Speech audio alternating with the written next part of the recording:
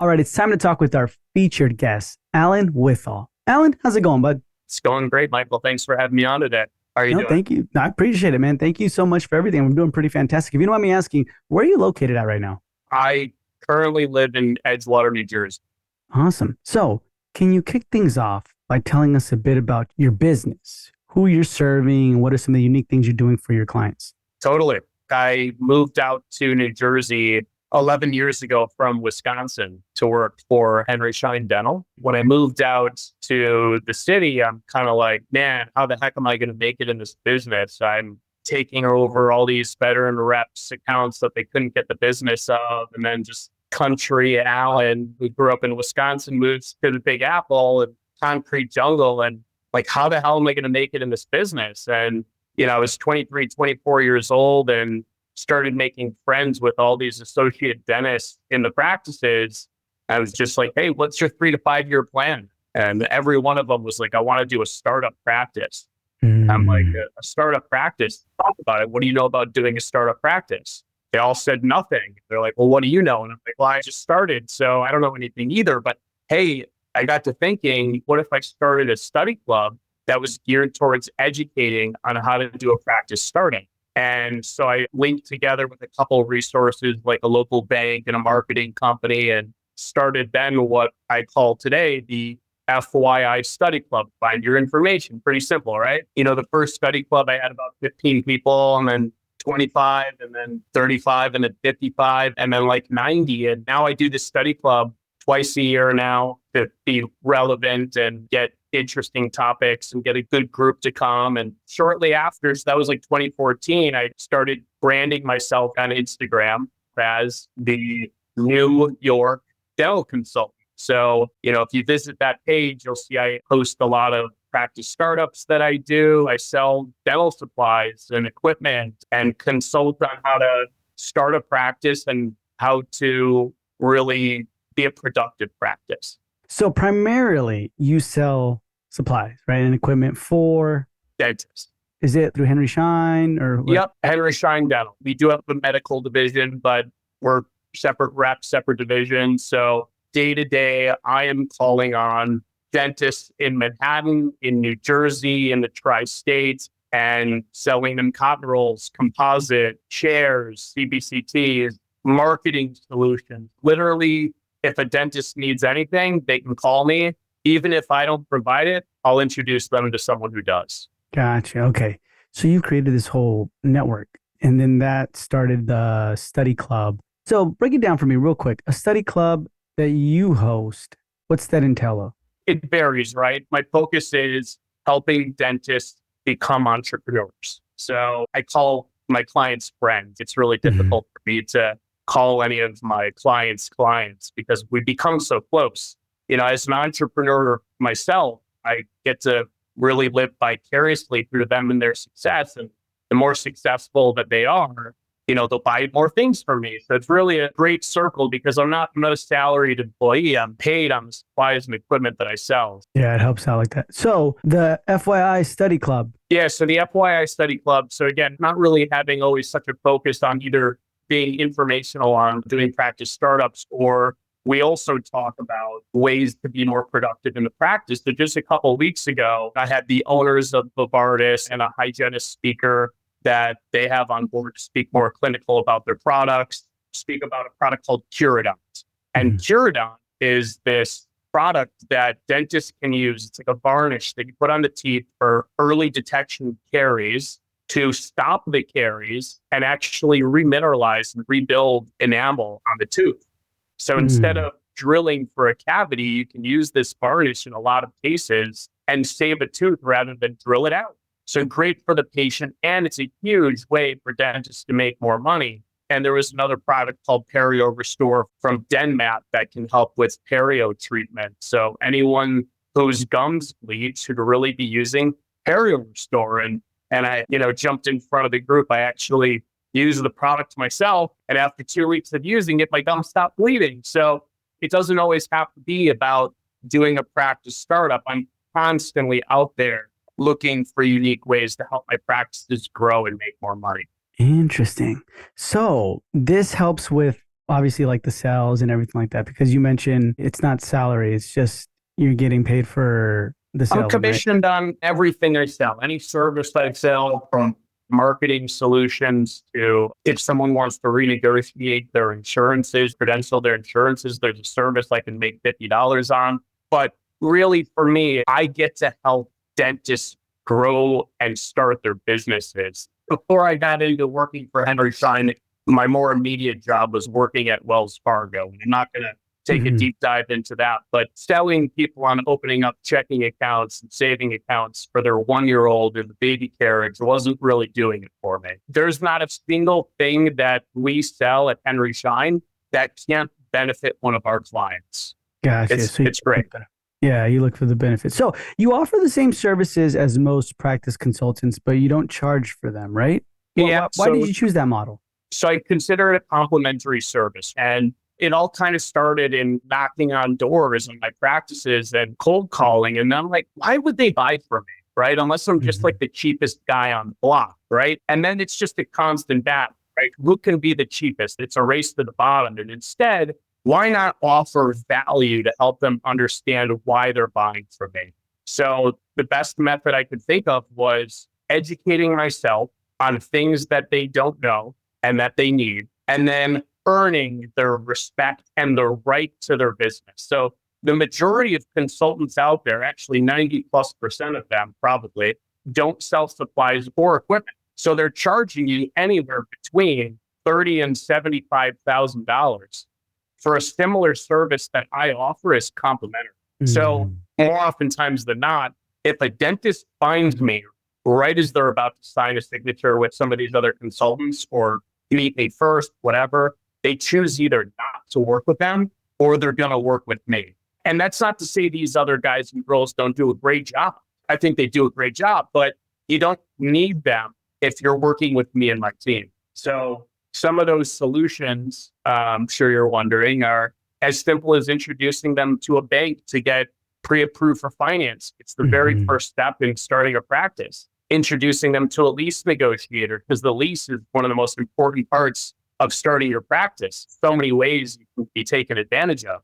A broker, an attorney, a dental CPA, marketing companies, you name it, like all these resources, these other consultants will charge you upwards of $75,000 basically for introductions. Hmm. So I've been doing this for 11 years. In those 11 years, I've either been ranked the last 4 years the number one or number two rep at Henry Schein in the country. And, Man. I attest a lot of my success to adding value to my clients. And the dental community is extremely small. If you mess up, the world's going to hear about it. There's a Facebook group called The Making of a Dental Startup on Facebook. God forbid one person posted in there, Alan did an awful job. I'm ruined. It goes down to that. No, it makes a lot of sense. So then your focus is startups, right? I have existing clients that have practices that be 20, 30 plus years old. And it's my job to help those practices grow too, right? Because I can start someone up, but why would they then want to stay with me? Like, Alan, you did a great job for me, but supplies are cheaper over here. Okay. Now it's Yeah. my job to help them make more money and build systems in their practice.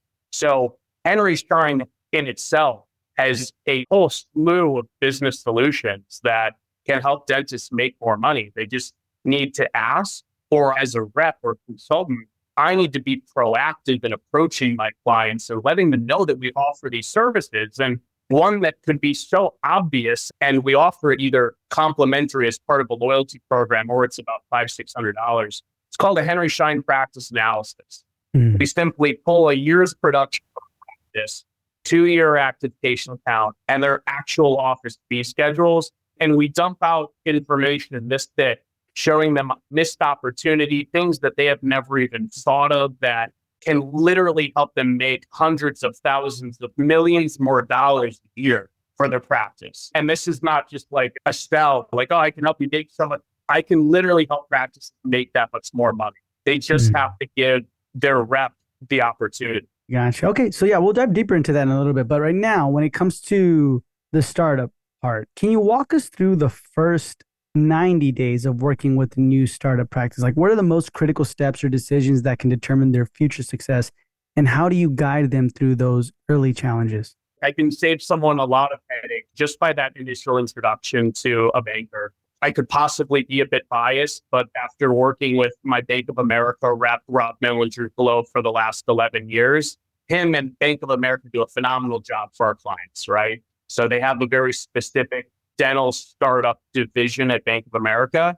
So Mhm. my first introduction goes right there. Rob and his team talk to the client about where their money is invested, how much they have saved up. Are they currently employed? A lot of these things can determine whether or not you're even going to get pre-approved for your loan. So that initial conversation can save you a lot of time and say, hey, maybe you need to come back to us in 3 months.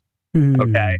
After you get pre-approved, the reason why you want to get pre-approved is because the bank is going to tell you your allowance for how much you can afford for rent for your future practice. So typically the budget is anywhere between like $7,000 and $10,000 a month. So a lot of dentists get giddy before they even get pre-approved, and they're going out and they're looking for spaces, and they're like, "Yeah, I found a great one for $20,000 a month," and I'm like, ridiculous. But hey, maybe you won the lottery and you don't need to get a loan and you want this massive practice. There's a lot of reality that I have to talk to these startup dentists about and make everything make sense. So another great question I ask in the beginning is, how many operatories do you want your practice to have? Okay. Mhm. And when they start saying anything greater than six, I let them know, let's do the math on this. At six ops, your budget is with construction, 2 to 3 of the operatories equipped, such and such and such. Your budget's looking at a little over $850,000. Okay. Mm. And most startup banks will only give you about $800 to $850,000 to start. So anything greater than that, we better pick a really inexpensive contractor. We better pick some equipment that I might not necessarily recommend for you. And there's a lot of conversations that go into that. But there are too many ops, and there's also, in my opinion, too little of ops. Like a Mhm. dentist can't come to me and say, I want to do a 3 ops starting. It's like, why spend all that money on construction to only have 3 ops you're going to outgrow in probably your first year? Just getting pre-approved and having those initial conversations around budget are really crucial in starting up a practice. Interesting. One of the questions I wanted to ask you is I see this a lot. Some people ask, should I go with bank first or look for a lawyer first for the type of contract with the bank or something like that?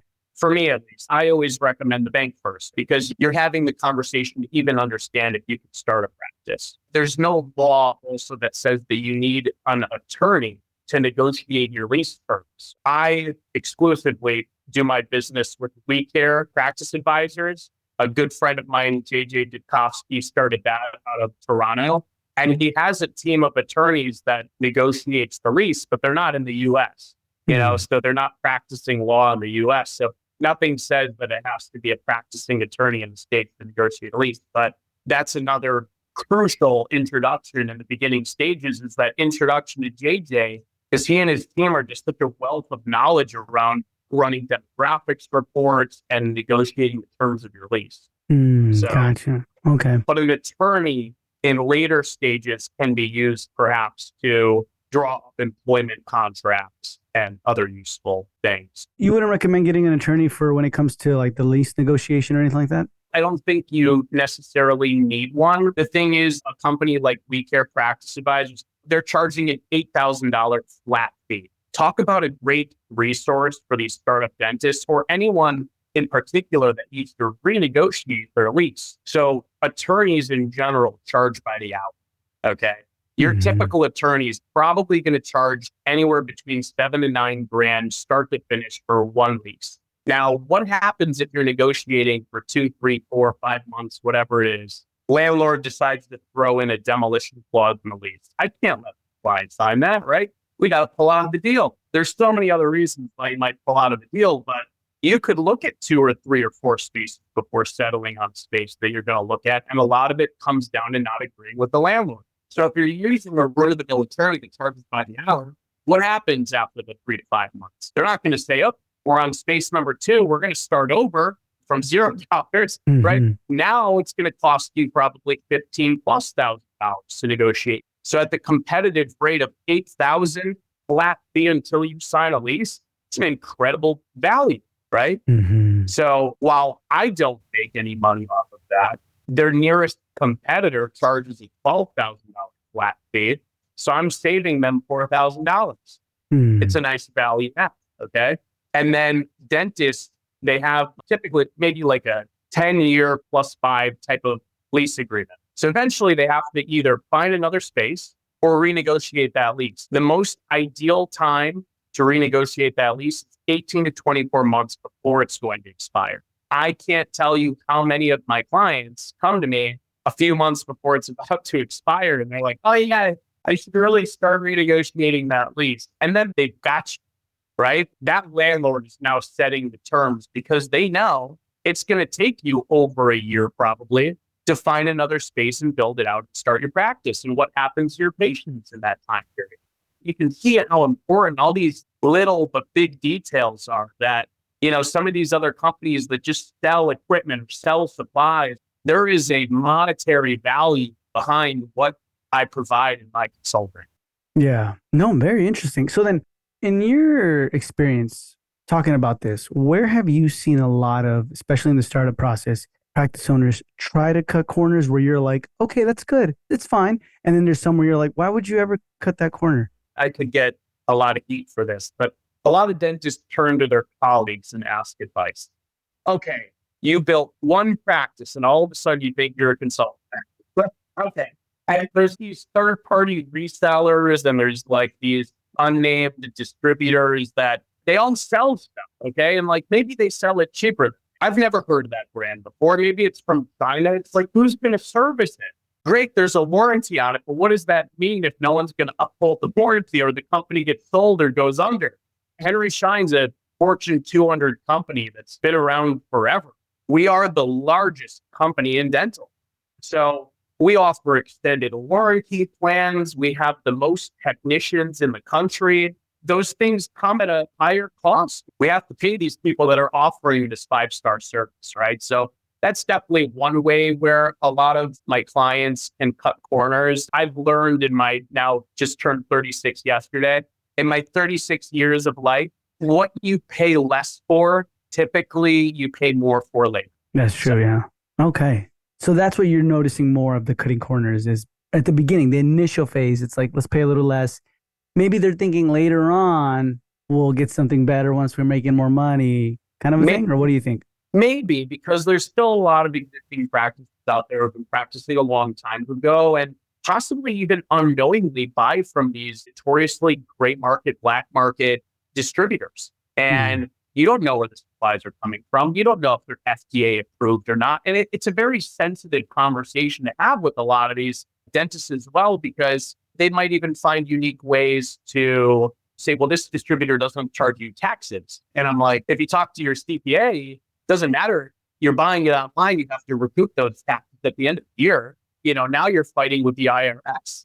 So there's a lot of lost battles out there that a lot of them get away with. And that's fine. Hey, they're not my ideal clients. I'll be okay without them. But it is unfortunate because I think that a lot of that goes into possibly their clinical care, buying the right materials and having the right innovative technology. So I Yeah. lead with support. Yeah. I like that. I like that a lot. Okay. So then transitioning to the entrepreneurial aspect of this, what specific entrepreneurial skills do you emphasize when working with practice owners? Like, how do you help them turn into or transform from being clinical practitioners to thinking like business owners? I was at a startup practice an hour and a half ago, and Hmm. and we were sitting in his office, and I just said, how are you treating your patients? And he's like, well, I'm just juggling all these things. I don't even have a front desk right now. And Hmm. I'm like, oh my God, you're doing so much and you're not having the opportunity, nor did you take the time to build those systems before you open. Welcome them into your practice. One of my good friends, Kareem Osman, Hmm. incredible guy, actually owns a unique product called Casper, Kasper, if you've heard of it, for Hmm. dentists. And a lot of dentists are going for it because it helps them be more efficient in their practice. And this guy is the epitome of an efficient practice owner. So a new patient comes into their practice. He's locking them right into the sterilization area, saying, this is where we clean your instruments. So they are sterile when we use them in your mouth. Patients don't know these things. And I guarantee you their last dentist didn't take the time to walk them through their sterilization area because maybe it was dirty and maybe it wasn't modern. Dr. Osmond's is. So I can guarantee you that that patient is now more likely to not only stay at that practice, but tell their friends about it. Hey, my dentist clean. And there's so many more systems that go throughout practice, but I've been in thousands of practices in the last 11 years. So it gives me the opportunity to be such a resource for my clients to tell them what other people are doing. I was going to ask you with that, like the thousands of practices, what have you seen where you're like, wow, this system you've created or you've added onto or whatever is, wow, like this is doing amazing things here. Gosh, it's so hard to pick just one thing. What's really unique nowadays and is becoming more and more of a hot topic is 3D printing and scan. There's a variety of scanners, the Prime Scan or 3Shape scanners, each have their own specific digital workflow, but they're scanning and 3D printing. You can scan them out. It could take a dentist less than 2 minutes to scan them out. Wow, that was such a cool patient experience. I'm always talking about them. So I've done physical therapy over the years, just an old broken man from working out, but it's all like just talk about dentistry. And this older lady in her 70s, I kid you not, she's like, I was just at the dentist and they didn't use that old poopy stuff that they used to in your mouth. They scanned my teeth and in under an hour, they printed a brand new tooth that they cemented in my mouth. She's telling all her friends at the old folks home, okay? Like, which dentist do you think they're going to? So there's dentists who will scan and then automatically print out like a little 3D printed model that costs like $5. $5, which is the best marketing a dentist could spend to just give them a little, I want to actually show you because when I got my carryover store kit, they sent me this. Oh, nice. This is my smile. It's just sitting up on my entertainment table because I'm weird and I like that stuff. But what a cool conversation start, right? No, I like that a lot. So more with the automation efficiency kind of thing, right? Totally. Like, how do you set yourself apart? Automatically uncomfortable goop or scan, and how to make the visit most efficient. So if I can do same day dentistry, they don't have to come back in 2 weeks for the tooth. They can walk out that same day with brand new crown or a retainer or whatever that you can 3D print, a whitening tray. There's so many different ways to set yourself apart. And some practices are just afraid to invest. In any business, marketing is so crucial to being successful. And I have practices who are even killing it out there without marketing. And I'm like, look, you need to do marketing because there's going to come a time where your referral source, you're going to need more and you're going to want to grow. There's a practice recently that I just introduced to a marketing company, and so far they're thrilled. Sometimes it's taking the initiative in that next step and having someone push you a little bit. So then for startups with limited budgets, Alan, how do you help them create an effective marketing strategy that maximizes impact without breaking the bank? Great topic, right? It depends where you are. Geography does play a big part in that. In New York City, for example, everyone's fighting for the same space, okay? You can have 100 dentists on one floor. I'm not a marketing professional, but I believe some things to do with IP addresses and Google and now even AI play a part in getting new patients. And like you could be fighting for AdWords for certain dollars that maybe someone with more money could buy and you can't, like pay per clicks. I started working with a company recently called We Capture Media Group. They're a group of younger entrepreneurial marketing professionals that are doing such an incredible job for me and my dentist. And what they've done is they've actually catered to my clients in listening to their budgets. There's no set fee. So you know what? Maybe you can only create a website right now and have a very minimal monthly budget. It just means you're going to have a more gradual growth process. I'd say majority of my clients in Manhattan's budgets, at all said and done in the end, most are only spending around $3,500 a month to start for marketing budget.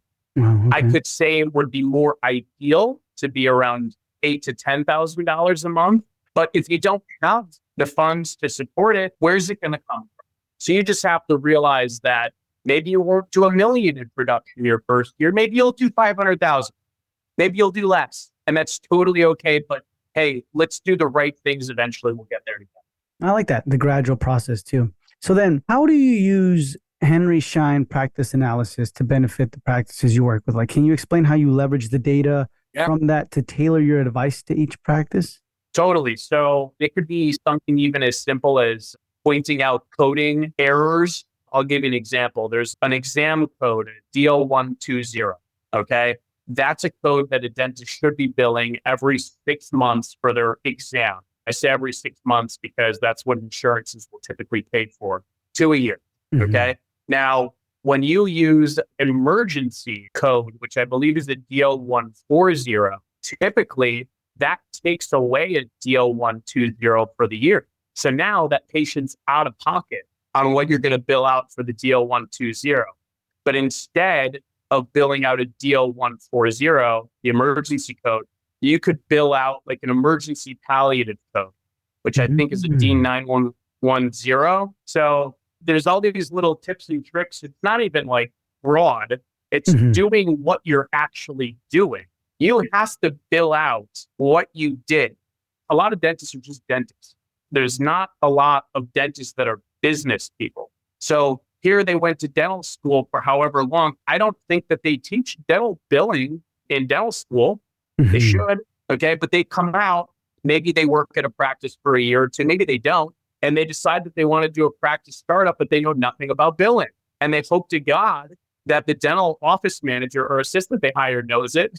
My point is, by the time I get to run these practice analysis, which generally you want to be in practice for at least 2 to 3 years, so I have enough data to collect and make judgments on, or analyze the practice rather. By that time, they've made a lot of mistakes. And it's Mm-hmm. okay. You could fix them going forward, but just to show them missed opportunity just in billing is huge.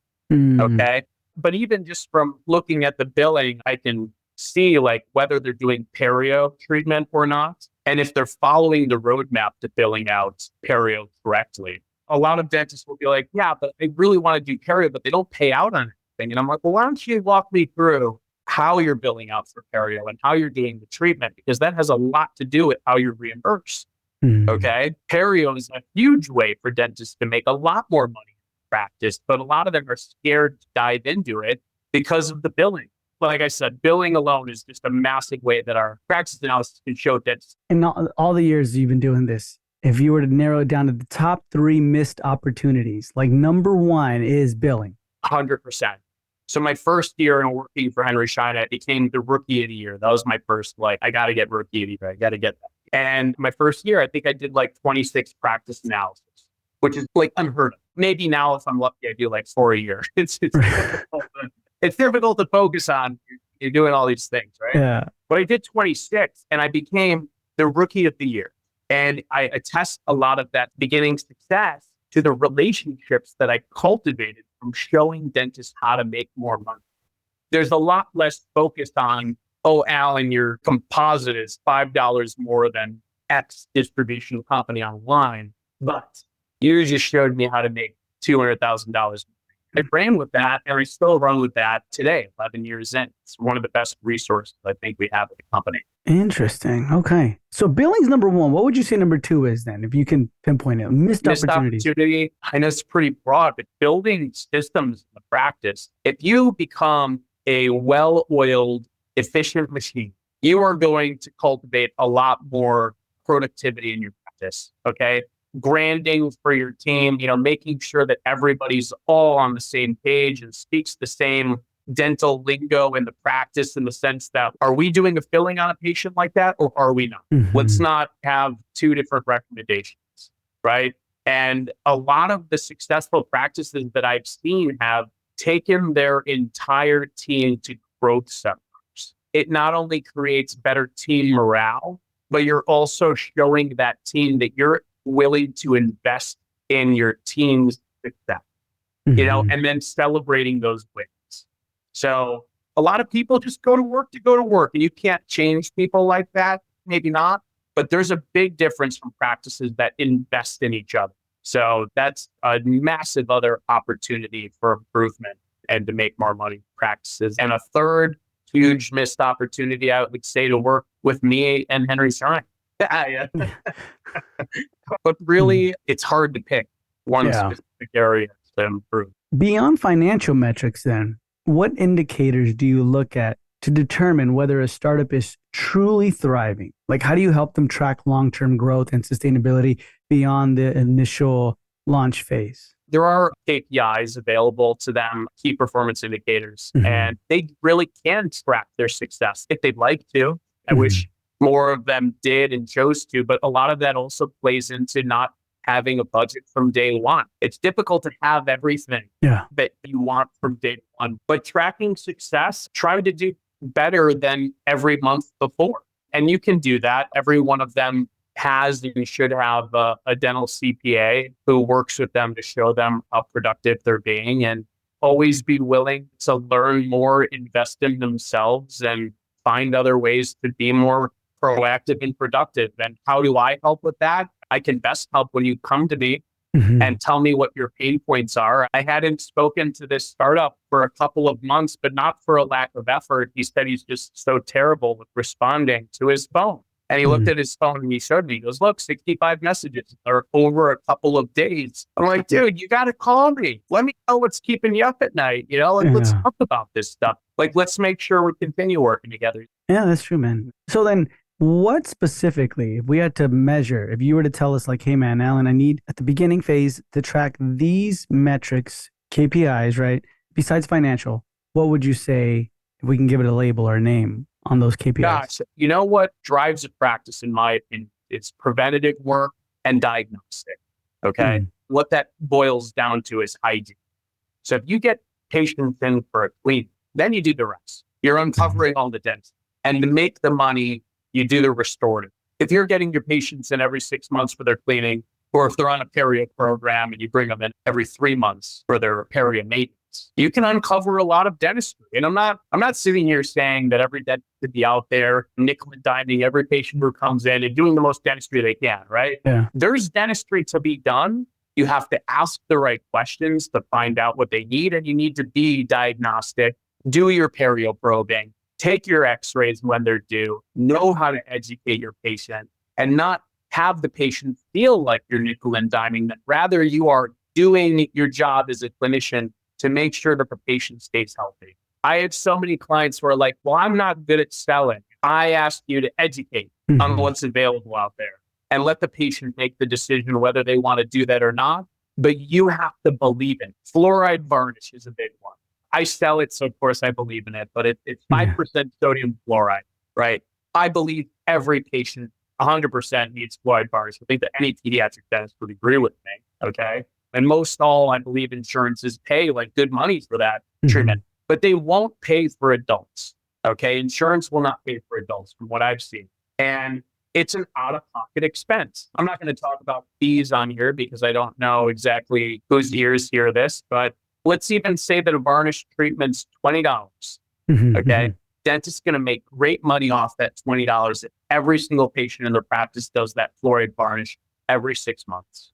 To me, it's a Mhm. no brainer. If we do the math, a good practice could be doing 2,000 patients in a year. Okay. 2,000 times $20 is an extra $40,000 in revenue. Do a Yeah. couple things like that. You've paid a couple of your employees' salary. Yeah. Interesting. So then, without selling, we just educate them about the fluoride, right? And then from that point on, They can make their best clinical decision whether to move forward with a product like that. but we have A to lot, do it. We have to try it, right? we have to Execute it. try it, but there are many conservative dentists out there who feel like it's selling. And I'm like, Mhm. fine, don't do it. Don't do it. You're missing out on a great opportunity that your neighbor's doing, but don't do it. It's okay. It's actually great for your patients, but don't worry, don't do it. Uh, But don't worry, don't do it. you Yeah. know? So Interesting. it's having like a few of these conversations through the week, and I get beaten up too. Look, I'm just a to some Yeah. people, right? To others, I'm their friend and confidant and therapist, and they're mine as well. The ones who trust me and lead with my judgment a lot of the way. I'm not saying I'm the sole reason for their success, but I enjoy being a part of many's success. Interesting. So in the startup process, what would you recommend or what can we anticipate before we have challenges that become major problems?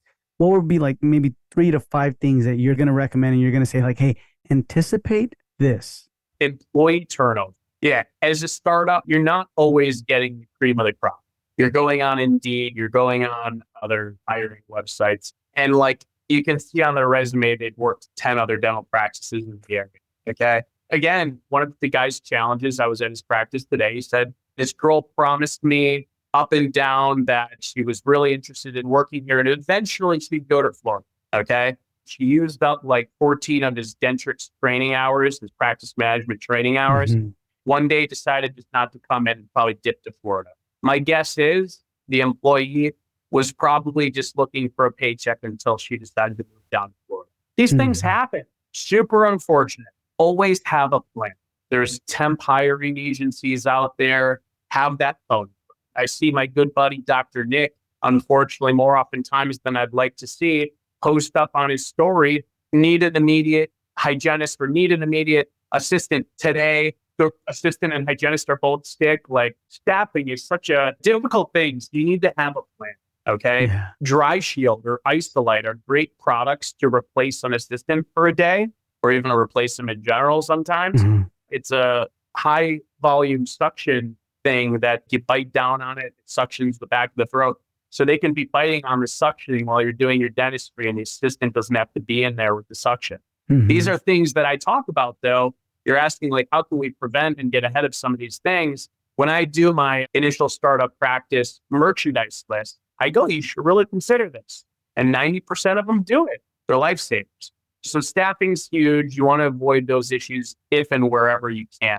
Even in the not even open yet phase. Not even open yet. I mean, just making sure you have all the supplies you can need from day one, especially procedures that you want to do on the spot. If you're going to do a veneer case, you don't necessarily need to order the veneer cement from day one, right? It's going to take time for that case to even come in from the lab. So you have time to order it. Mhm. So I have a very minimalistic approach to doing my dental practice startup orders, but there's things that you absolutely need from day one. So those are products you should get to avoid any complication. Do you have like a template, I Alan? do have a template. Many have asked for the template. Yeah, I was gonna ask you for the It's something I've developed over the last couple of years, and I don't hand it out because it is a lot of my value. And I spend 2.5 to 3 hours plus on a Zoom share screen, just like this, with a spreadsheet in front of them. And Mhm. I walk them through line by line of about 350 product lineups. Man. Okay. You can't just look at it. Part of the value that I offer to my future clients is I make product recommendations that can help save them money that they maybe never even knew existed. Like Henry Schein owns Clinician's Choice. There aren't necessarily reps on the field for that company. You would know Mhm. nothing about it. And so there's alternative products that I talk and educate on that saves them 4 times less a competing product on the market that they never knew about. Most other reps will just hand their future client a catalog and Yeah. say, come to me with the item codes. And look, I've been burned. Okay. I wish I had a contract that said, if I do this, you have to do it with me.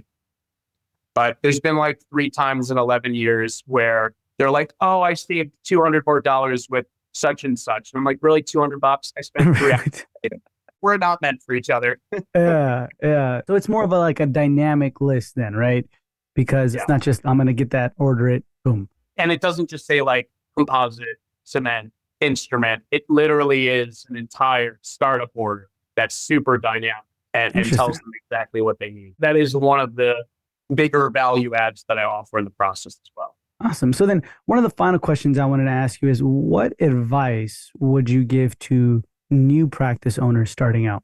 Look, bit of a selfish ask, but to Mhm. come to me and ask me what it takes to do a startup. I have an entire PowerPoint presentation that takes about 40 minutes to an hour that walks through from vision to completion. I talk through budgets, how to go through each of those categories that we discussed about earlier. And then after the presentation is done, I, of course, be like how serious they are in doing a practice startup and what stage they're at in starting. more oftentimes than not, they're coming to me and they're like, I want to start tomorrow. Or, hey, I'm having a kid in a couple of months. Like maybe we should Mm. do this in another year. Alan, I'll come back to you. So I ask them their comfort level. And then I always make introductions right as the call's done. A local dental CPA who I work with, an amazing guy, Jerry Icabano from LOI Advisory. Mm. And he can help incorporate your business and talk to you about your accounting. Huge. So you don't necessarily need an attorney for incorporating your business. That might have been something that you were thinking about earlier. Your Mhm. CPA can do that. I then introduced them to Rob Mellinger from Bank of America, JJ Ditkovsky from We Care Practice Advisors, and my good friends at We Capture Media Group for marketing. And that's where I start. And then I say, hey, come back to me when you're done talking to them. Make sure you still want to do this. Otherwise, let's get you pre-approved. Let's get you doing demographics with JJ. Let it start negotiating your lease, and then bring me in and my design team will come in and draw you a preliminary drawing. We'll walk through equipment and the process starts. And I'd really say starting from day one, if Michael, you're like, Alan, I want to do a practice startup, I can confidently say that within a year, unless you hit a bunch of roadblocks, which can happen, within a year, so by next November, I can see you practicing in your brand new practice startup. Interesting, man. Awesome, Alan. Thank you so much for your time. But before we say goodbye, can you tell our listeners where they can find you? You can either give me a call on my cell, 262-389-0532, or just find me on Instagram at New York Dental Consultant, all spelled out. And Michael, thank you so much for having me on. No, yeah, awesome. And that's all going to be in the show notes. So definitely go in the show notes below and reach out to Alan. And Alan, thank you so much for being with us. It's been a pleasure, and we'll hear from you soon. Thanks, Mike.